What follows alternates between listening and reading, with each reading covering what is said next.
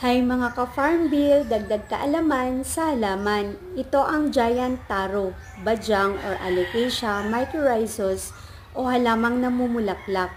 Ito ay nagmumula sa rainforest ng Southeast Asia at dito sa Pilipinas. Ang kanyang pamumulaklak ay naglalabas ng napakabangong amoy sa ating paligid, simula ng madaling araw hanggang umaga. Ang kanyang halimuyak ay nagtataglay ng pampasigla sa mga taong may karamdaman.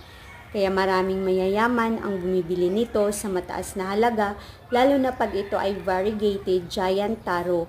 Para sa mga beginners, maaari nyo pong itanim ang halamang ito sa low light area at well-drained soil at iwasang nakababad sa tubig. At gumamit ng gloves sapagkat ito ay nagtataglay ng oxalic acid at para maiwasan ang pangangati sa inyong mga kamay.